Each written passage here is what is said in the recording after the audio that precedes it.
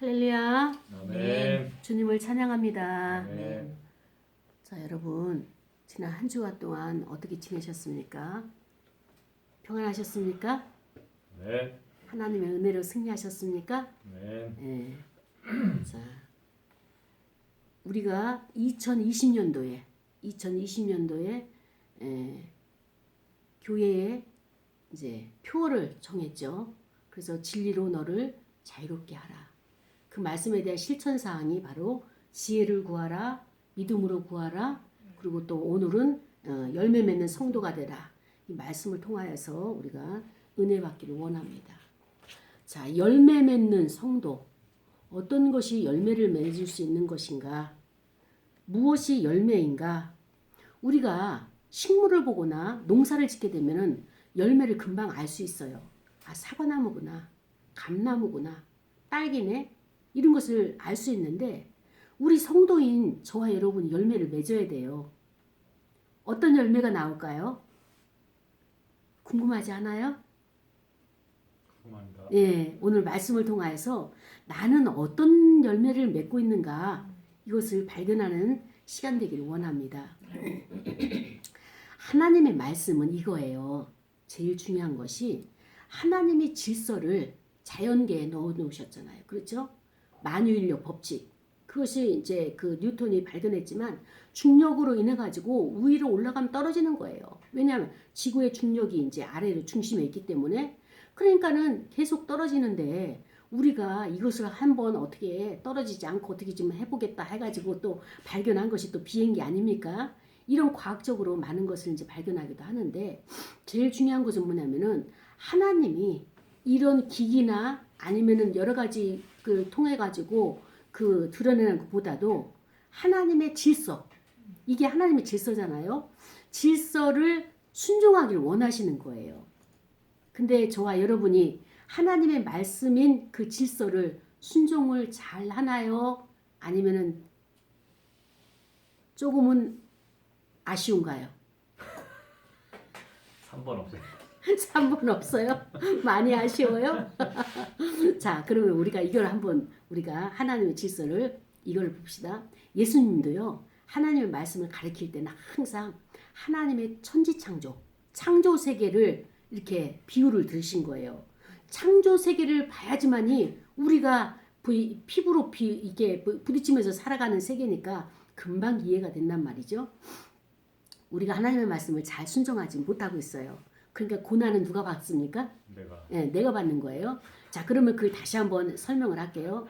우리의 음식이, 맛있는 음식이 입을 통하여서 감각을 통하여서 맛을 느끼잖아요. 그리고 행복해지잖아요. 그리고 어때요? 식도를 통해 가지고 위로 가죠.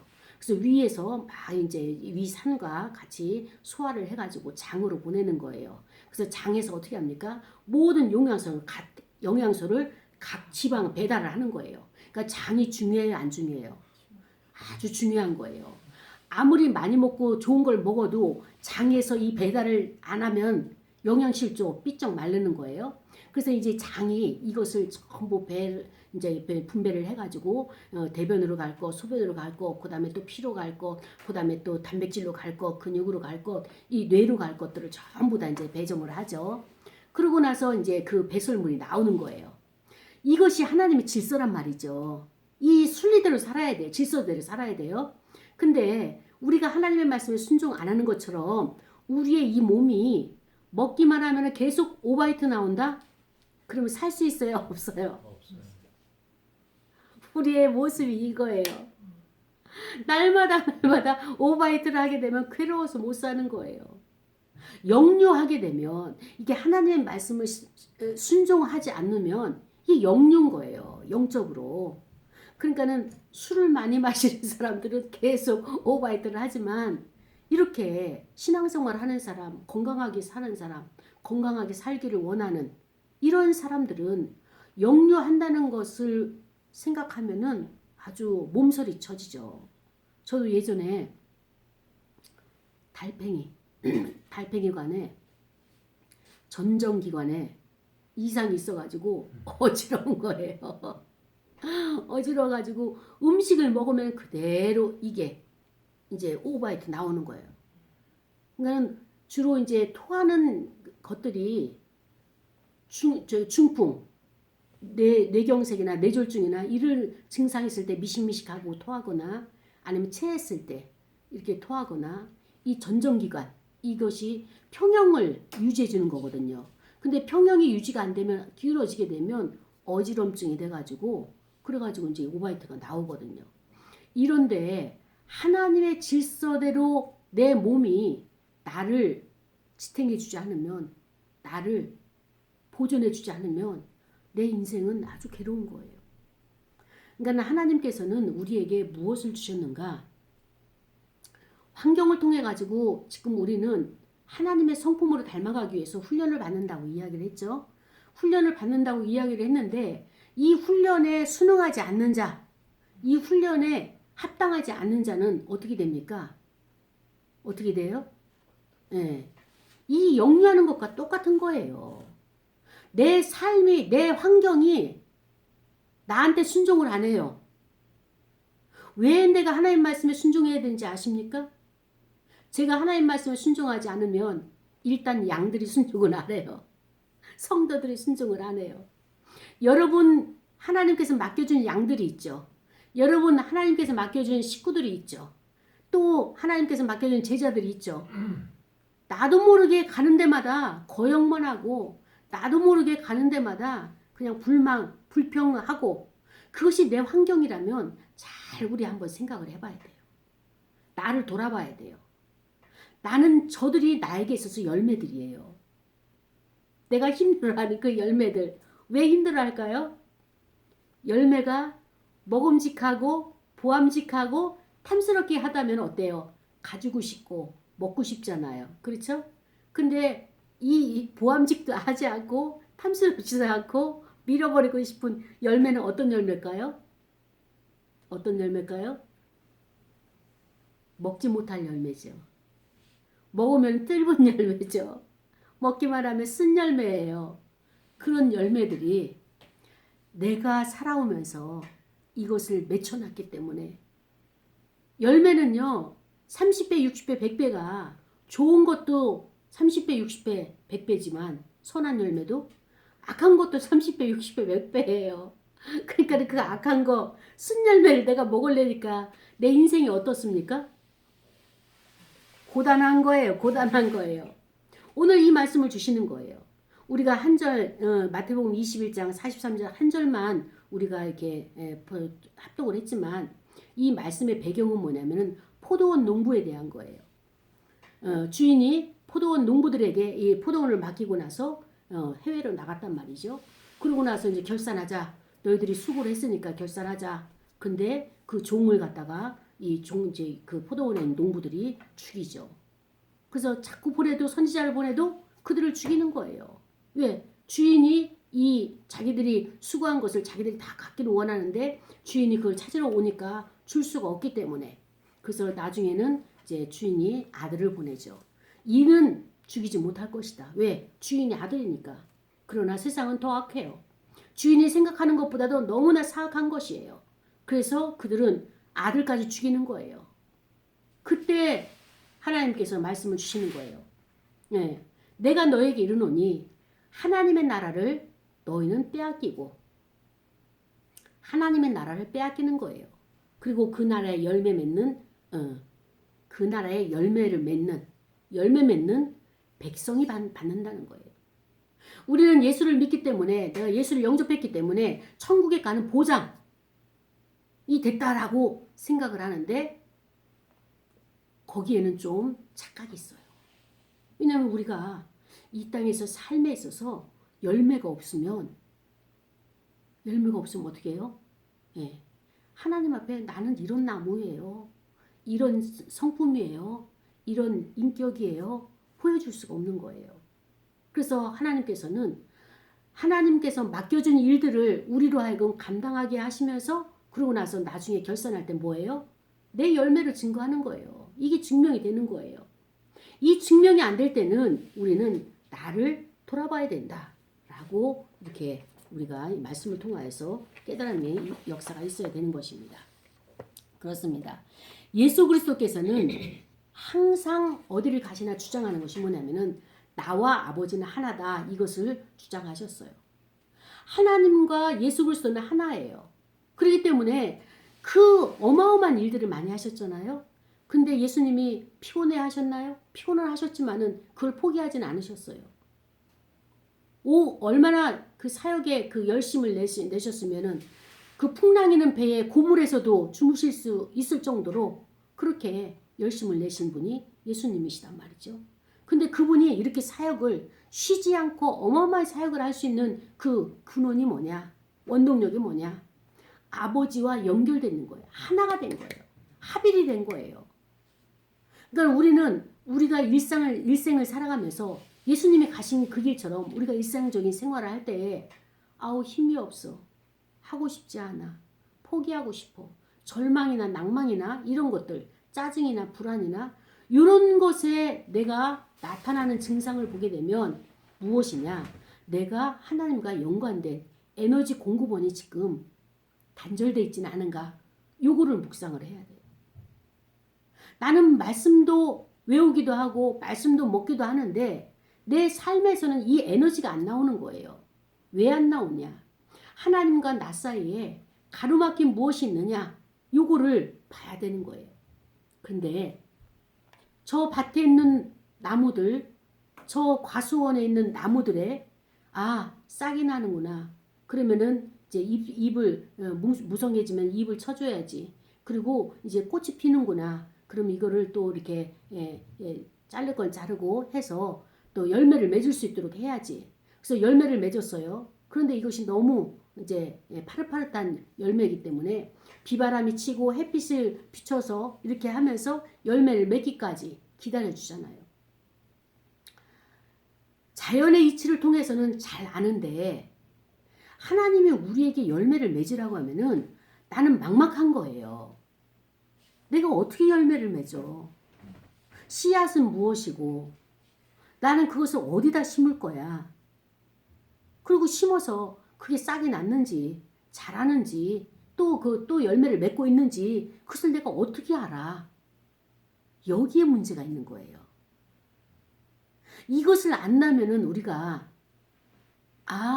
하나님이 나와 지금 하나님이 나에게 물을 주시고 하나님께서 나를 자라게 하시고 이렇게 하시는구나. 이걸 알 수 있을 텐데 여기까지 우리가 자기 자신에 대한 묵상이 깊이 있게 안 들어간 거예요. 말씀은 매일 들어요. 근데 내가 듣고 내 안의 것으로 들어와 가지고 묵상을 깊이 가야 되는데 마음이 분주해 가지고 깊이 들어가지 못하는 거예요. 그렇기 때문에 우리가 예수님께서 늘 말씀하시는 게 뭐냐면은 먼저 용서해라. 나 자신을 용서하고 이웃을 용서하고 용서에 대해서 자꾸 강조를 하시는 것이 무엇인가 하면은 홀이라도 남김이 없이 아주 작은 단위까지도 먼지 같은 것도 다 용서할 정도로 다 용서하라. 거기에 키포인트가 있는 거예요. 왜냐하면은 그것이 되어질 때에 그 다음 단계가 쫙 열리는 거예요. 이미 그것은 내 안에 존재해요. 근데 나는 지금 내 욕심이 너무 가로막혀 있어. 내 본능, 욕구가 가득 차 있어가지고 그 주님이 준비하신 것이 안 보이는 거예요.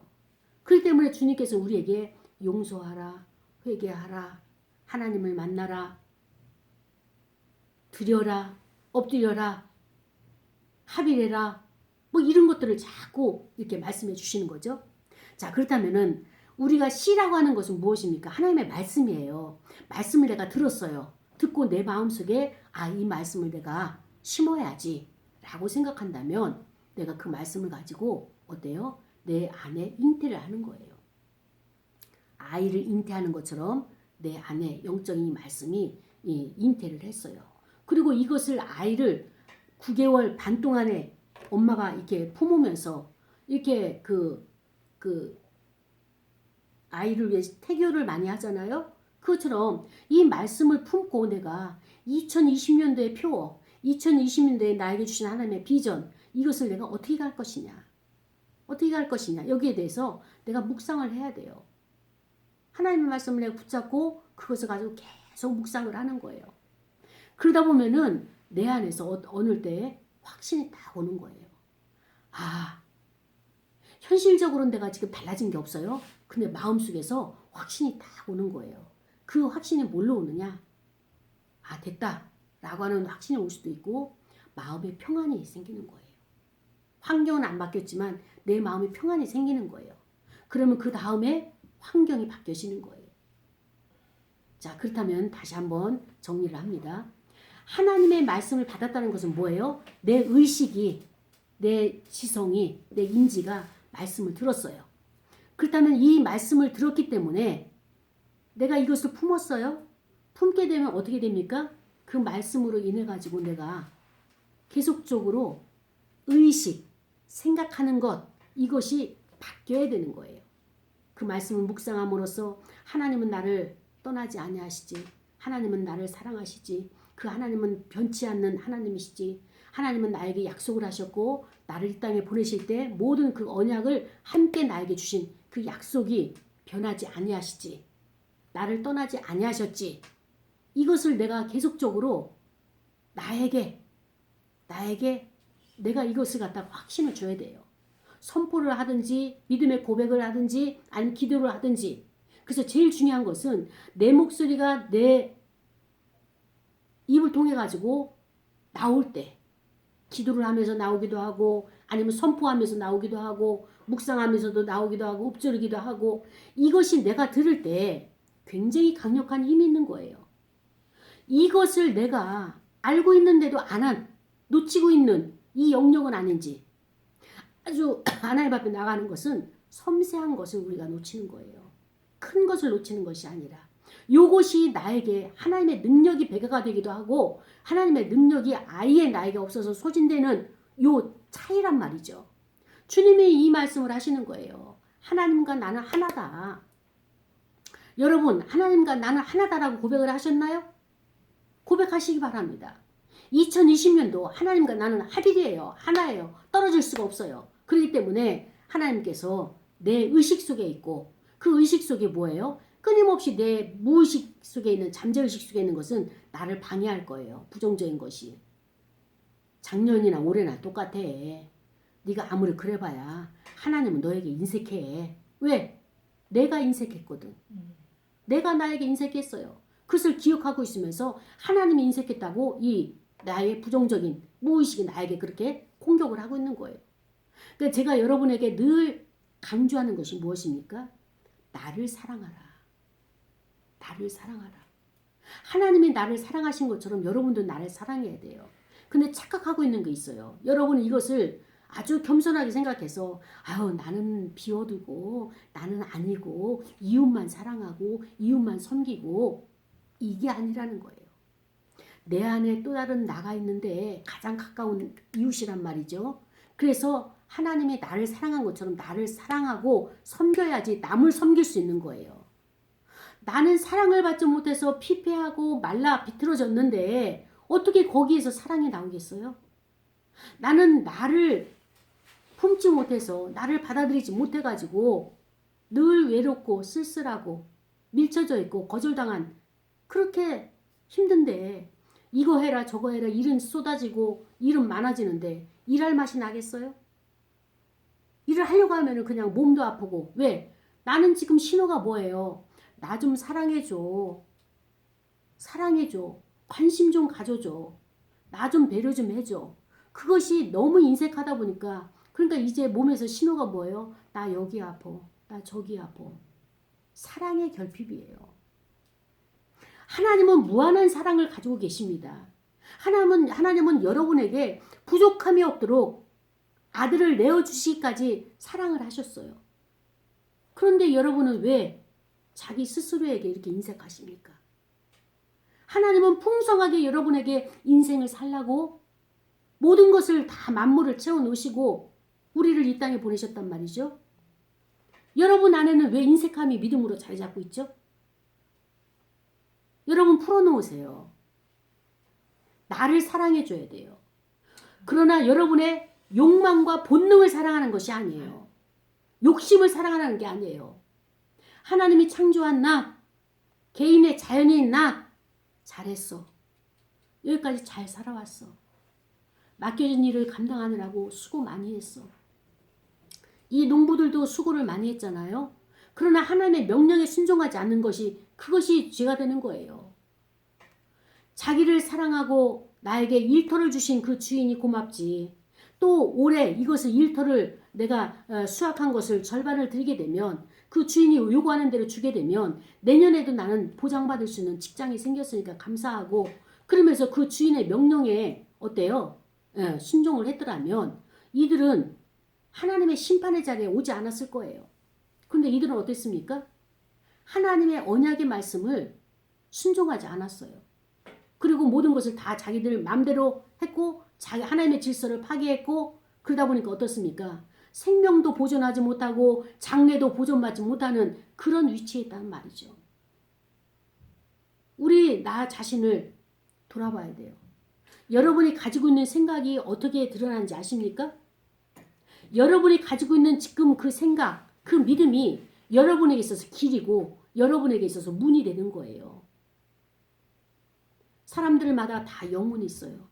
근데 여러분 우리 눈에 영혼이 보이지 않지만 그러나 보여요. 어떻게? 그 사람이 하는 말, 그 사람이 하는 행동, 그 사람의 주변에 포진되어지는 모든 분위기들, 그 사람을 바라보는 시각들, 그것이 그 사람에 대한 영혼인 거예요. 하나님은 여러분을 다 읽고 계세요. 그렇기 때문에 내가 지금 가지고 있는 생각, 의식이 하나님을 담아내는 믿음의 담지자예요. 이것이 내가 어떤 하나님을 담아내고 있는지 내 의식 상태가 어떤 상태인지 그것을 평가가 우리는 판단이 현실이라고 그랬어요. 하나님은 우리에게 끊임없이 메시지를 주시는 거예요. 너의 의식을 바꿔라. 변하라. 변화되라.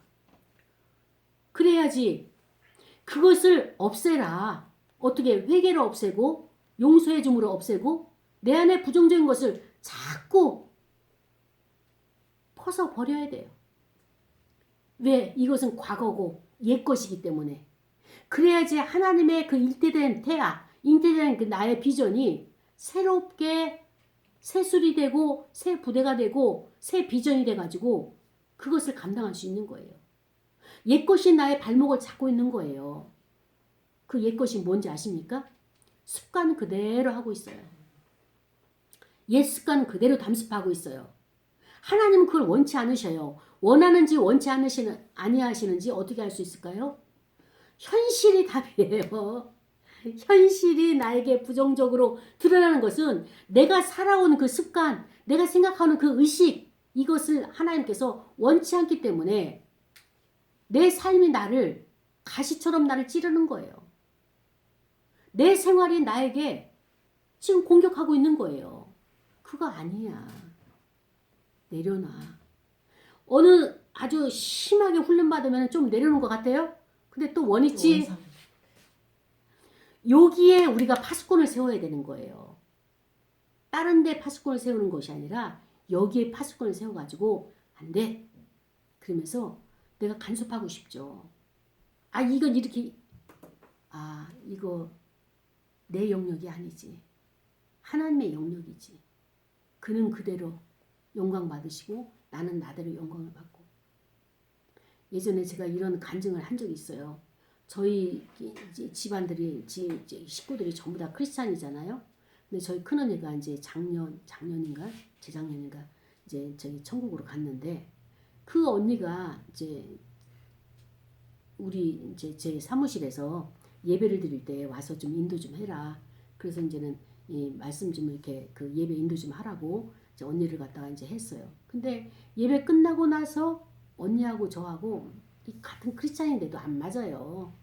언니는 자기 할 말만 따라다다다 하고 그냥 쌩 하고 돌아서 가고. 그럼 그것을 다 받은 나는 말을 해야 되는데 그냥 싹 갔으니까 마음이 굉장히 그 불편하죠. 주일날 참회 기도 시간에 그 기도를 했어요. 하나님, 큰언니가 나한테 따다다다 이렇게 해놓고 가고 나는 그것이 내가 할 말을 해야 되는데 하지 못해가지고 억울함이 있습니다. 그래서 이 문제를 어떻게 할까요? 그리고 참회 기도를 했어요. 근데 하나님께서 예배를 마치는 마지막 마지막 그 축도 시간에 하나님이 저에게 응답을 주신 거예요. 너는 너대로 나에게 영광을 돌리고 저는 저대로 나에게 영광 돌리도록 해라. 그가 옳다, 너가 틀리다. 너가 옳다, 그가 틀리다. 이것이 아니다. 하나님은 우리를 통하여서 영광 받기를 원하시고 그렇기 때문에 내 판단으로 내 기준으로 저 사람 판단하는 것 하나님께서 원치 않으세요. 그는 그대로 하나님께서 영광을 받으시기 위해서 그렇게 창조하신 것뿐이에요. 근데 내 잣대로 이거는 맞고 저건 틀리고 저거는 맞고 이건 틀리고 이거 하지 말라는 거예요. 그래가지고 하나님을 비판하는 거 싫어하시고 판단하는 거 싫어하시고 왜? 그건 하나님의 영역이거든. 하나님만이 비판하실 수 있고 하나님만이 판단하실 수 있는 건데 그걸 내가 도용을 한 거예요. 그러니까 하나님의 질서를 내가 끌고 가지고 내 맘대로 주권을 사용했으니까 하나님 기뻐하지 아니하시는 거예요. 그래서 이런 것들이 우리가 일상적인 삶에서 바꿔줘야 되는 거예요. 바꿔줘야 돼. 그래서 태초에 말씀이 계시니라 요한복음 1장 1절에 말씀이 있으시죠. 근데 그 태초라고 하는 것은 무엇을 의미하는가 하면은 시작을 말하는 거예요. 저와 여러분의 시작이 어디서부터 시작입니까? 말씀. 어디서부터 시작이에요? 태초가 시작인데 예. 어디서부터 시작이에요? 예? 아담과 예? 여러분. 저요? 예. 어머니 에피소드. 예? 우리는 지금 의식에 대해서 말하고 있는 거예요. 어머니뿐만이 아니라 예. 내 안에 영이 예. 어디서부터 시작이에요? 예. 마음인데 마음에서 그 시작은 욕망이에요. 왜? 우리는 원죄를 가지고 타락되어서 이 땅에 왔기 때문에 내가 지금 하나님 앞에 기도하는 기도 제목들을 쭉 나열해본다면 뭐예요? 내 욕망이 채워지지 않아서 하나님 이것도 해주시고 저것도 해주시고 이거잖아요. 하나님 입장에서 보면 어때요? 다 채워졌어요. 근데 나는 욕망이에요. 그게 욕망이 있어가지고 이 태초의 시작은 내 욕망에서부터 시작하는 거예요. 근데 여기 시작에 어떻게 됩니까? 지금이 태초고 지금이 여러분의 생각에 해야 될 일에 이제 충동의 시작인데 그렇기 때문에 이 욕망 속에 누가 오셔야 되느냐? 그리스도께서 오셔야 되는 거예요. 이 욕망 속에 그리스도를 만나게 되면은 어떻게 합니까? 현실적으로 그것이 이루어지는 거예요. 여러분의 현실은 뭔가 하면은 그리스도를 만나야지만이 현실화되는 거예요. 그렇다면은 그리스도를 만나기까지는 어떻습니까? 우리는 날마다 기적하는데 기적보다도 내 의식, 내 생각이 바뀌는 것이 먼저예요. 내 생각이 바뀌어야지 거기 그리스도를 만나야지만 내 현실이 바뀌어지니까 우리는 바뀌어진 현실만 보고 기적이 일어났다 이렇게 말하잖아요. 근데 기적보다도 더 먼저 우선순위는 뭐예요? 내 생각이, 내 의식이 바뀌어야 되는 거예요. 그리스도의 기적이 내 삶에서 드러나지 않았다 소리는 내가 옛 사고를 가지고 있는 그것이 안 바뀌었다. 이렇게 증명이 되는 겁니다. 여러분, 이 말씀이 어렵습니까? 네. 이해가 돼요? 아직 이해가 안 돼요? 네. 자, 그러면은 우리 안에는 믿음이 있어요. 또 우리 안에는 또 여러 가지 선한 것이 있어요. 근데 하나님이 창조하는 세계에 하나님의 그 선하심과 성실하심과 그 다음에 또 그 사랑하심과 이 모든 것들이 많이 있죠. 근데 우리 인간이 내 믿음을 한계를 지어놓는 거예요. 나는 여기까지야 라고 한계를 짓게 되면 그 한계가 뭔가 하면 그때부터 내가 두려움이 오게 되는 거예요. 두려움. 사람들이 왜 분노를 일으키는지 아십니까? 자기 방어. 네? 네, 방어 기제를 쓰는데 그 분노의 원인을 보게 되면 억울함이 있어요. 나를 나답게 인정받지 못했을 때 내가 분노가 나오게 되고 또 다른 사람보다 내가 더 많이 일을 해야 되는 책임감을 느낄 때 부당하다는 거에 대한 억울함이 있죠. 근데 이 분노가 나오는 또 다른 이유는 뭔가 하면은 두려움이 있을 때 외롭거나 쓸쓸하거나 나 혼자고 내가 거절당했을 때 이런 두려움이 있을 때 나 혼자 이 문제를 어떻게 해결해? 해결할 수가 없어. 이렇게 밀려올 때 내가 사람들에게 분노를, 나 자신에게 분노를 쏟아내게 되는 것입니다. 그래서 이런 현재의 내가 한계를 짓는 것, 하나님은 능치 못함이 없으시다고 말씀하셨음에도 불구하고 그리스도께서 우리에게 가르쳐 주셨잖아요. 근데 나는 자꾸 제한을 두는 거예요. 요만큼 해야지, 요거 해야지, 저건 저 사람이 감당할 것이고 내가 해야지. 어떤 거는 그 사람이 감당할 것도 있지만 감당할 수 있도록 내가 도와주는 역할도 있는 것이고 또 내가 그를 어때요? 보살펴서 어린아이라면 끝까지 가야 될 대상도 있는 거예요. 근데 우리는 내가 피곤하니까, 내가 힘드니까 이것을 안 하려고 책임 회피하는 이것이 현실적으로 내가 무거운 짐으로 오게 되는 것입니다. 그렇습니다. 하나님이 나를 사랑하신다. 믿으십니까? 네. 그렇다면은 그것을 내가 계속적으로 나에게 인식할 때까지, 내가 의식할 때까지 나한테 고백해 줘야 돼요. 나는 하나님의 창조물이야. 하나님은 나를 사랑하셔.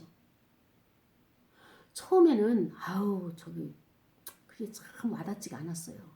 믿음 같지도 않고. 그런데 하나님께서 나를 사랑하신다는 것을 내가 계속적으로 나에게 고백을 하고 나에게 인식을 시켰더니 모든 것이 평정이 된 거예요. 하나님의 통치가 이거구나. 순간적으로는 내가 넘어질 수 있어요.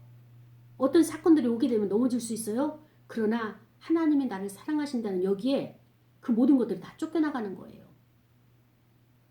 여러분의 마음에 힘든 것은 환경이 힘든 것이 아니라 마음이 힘든 거거든요.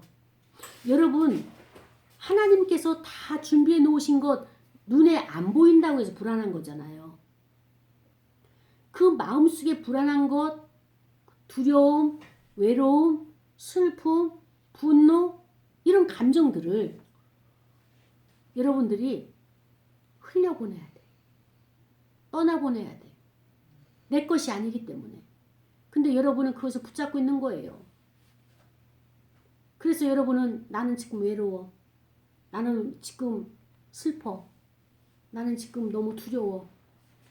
앞에 어떻게 될지 난 불안해.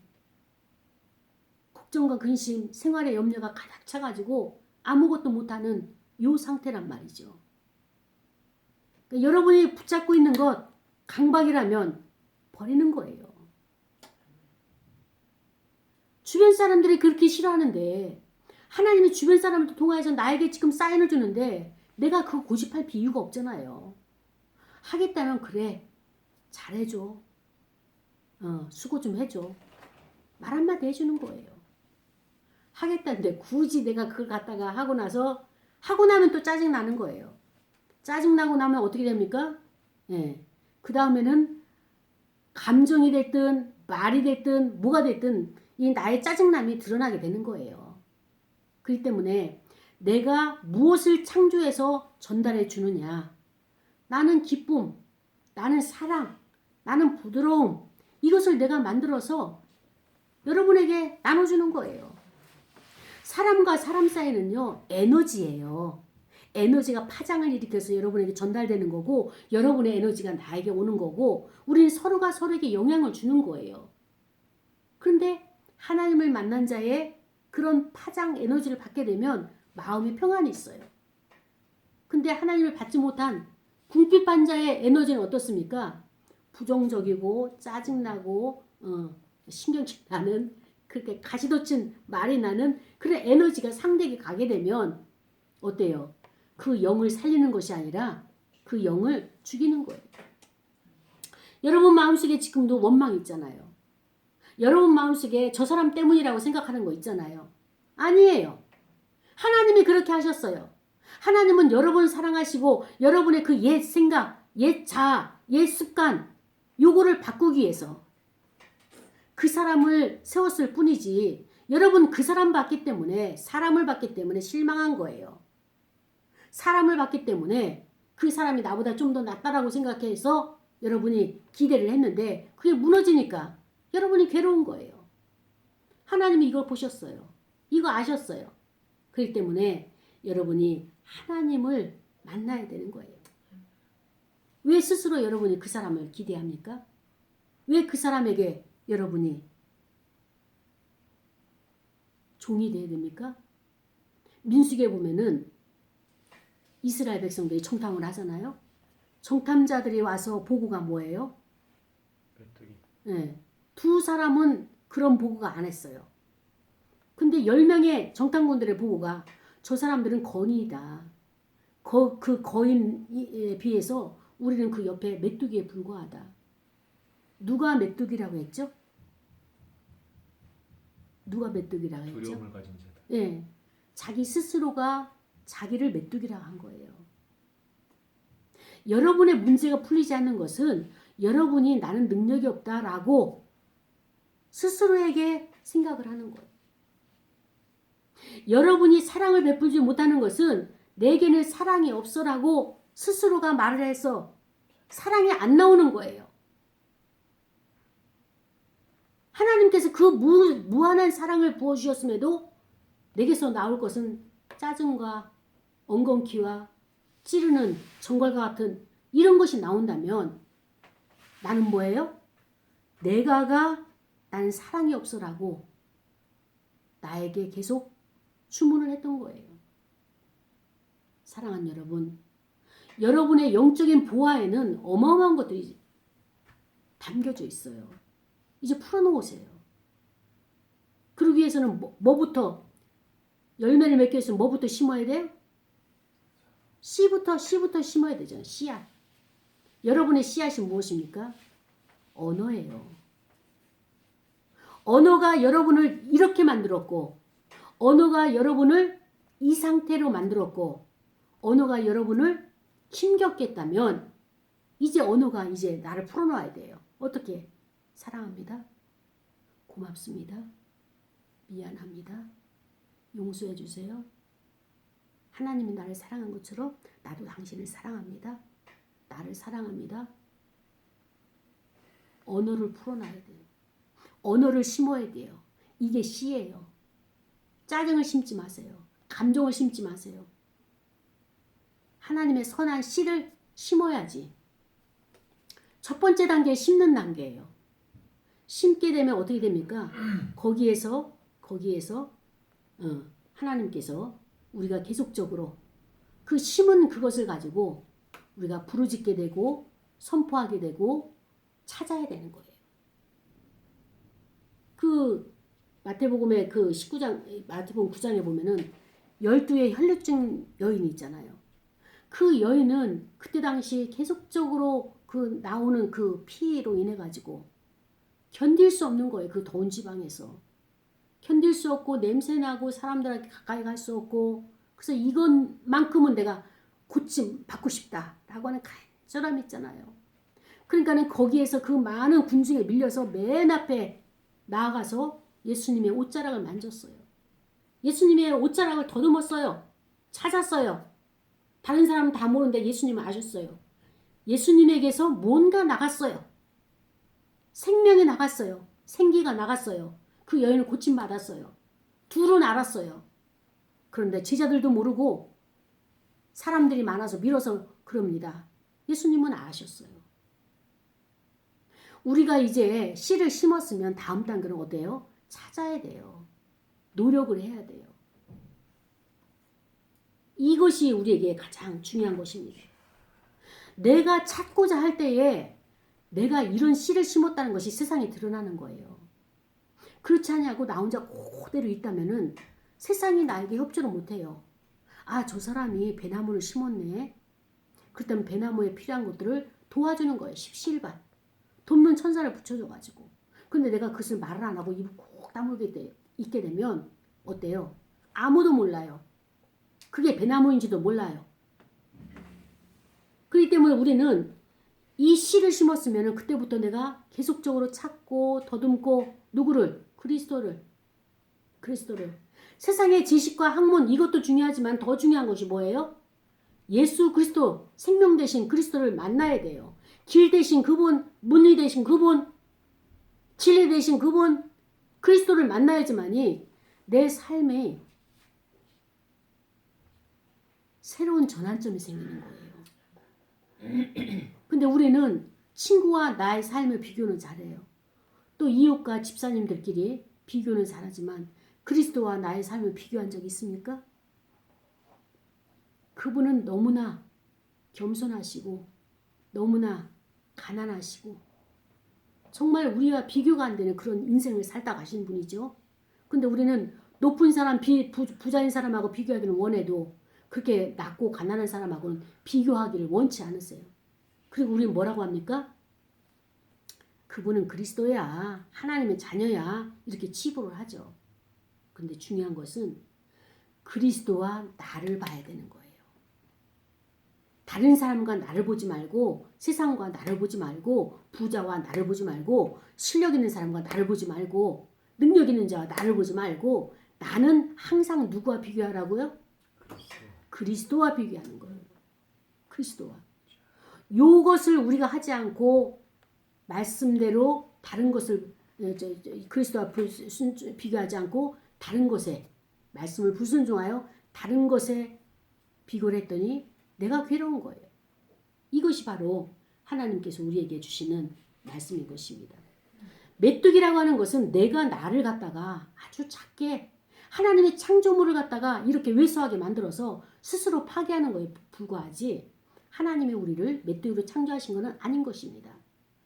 하나님의 뜻을 왜곡되게 우리가 해석을 한 거예요. 그래서 나는 나를 위해서 하나님께서 모든 것을 다 걸고 그리스도 아들까지 주신 것처럼 나는 나의 목자예요. 여러분은 여러분을 이끌어가는 목자예요. 그렇기 때문에 여러분이 나를 의식하고 내 생각을 높이는 거예요. 그 높이는 게 뭐예요? 고양시키는 건데 그것은 내가 하나님을 날마다 찬양하는 거예요. 날마다. 예전에는 저도 이거는 마귀야, 이거는 뭐 부정적인 생각이야 이렇게 많이 했는데 그거 다 소용없어요.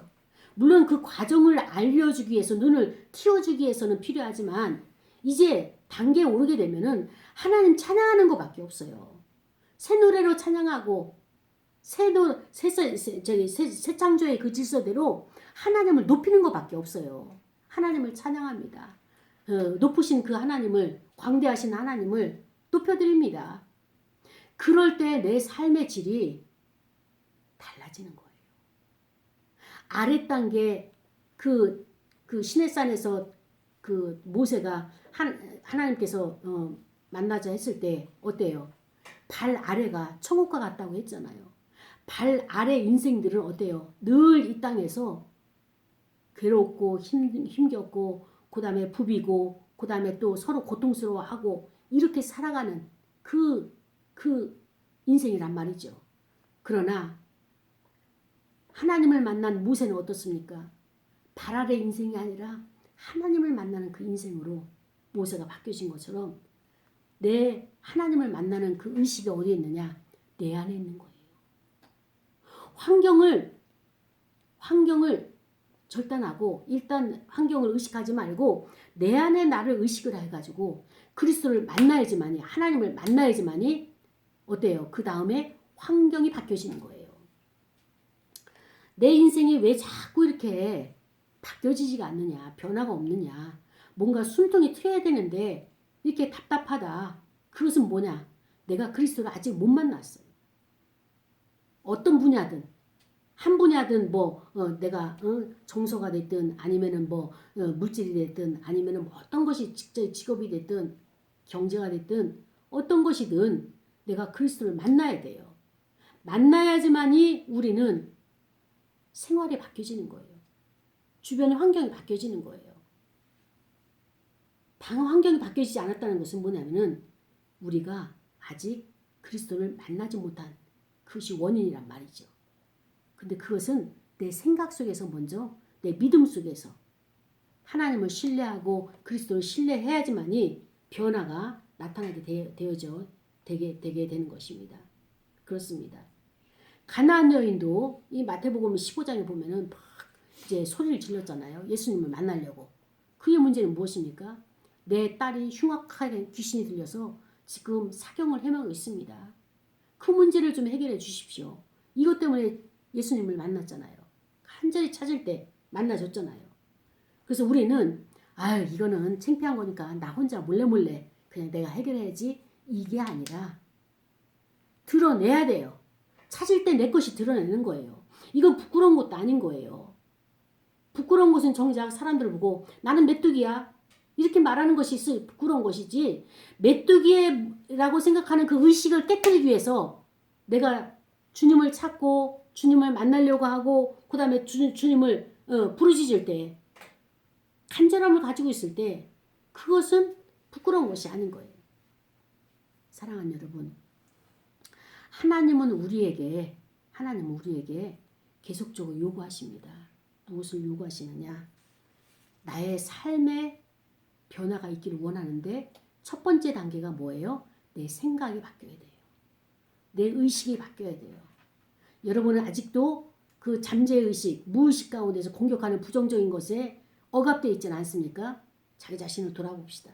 그래서 정말 여러분이 원하는 것이 무엇입니까? 욕망, 욕구를 원하십니까? 그래서 그것을 진정으로 내가 원하는 것인가? 우리가 질문을 하면서 하나님의 뜻을 구하는, 그래서 그 뜻을 구했을 때 우리가 계속적으로 한 주 그리스도에게 나가는 저와 여러분이 되기를 원합니다. 이 시간에 말씀을 생각하면서 우리 기도할 거예요. 하나님, 이 말씀 속에서 진정으로 내가 하나님을 만나는, 그리스도를 만나는, 그래서 변화되는 이것이 지금 여기에서 멈추고 있습니다. 변화가 안 되고 있습니다.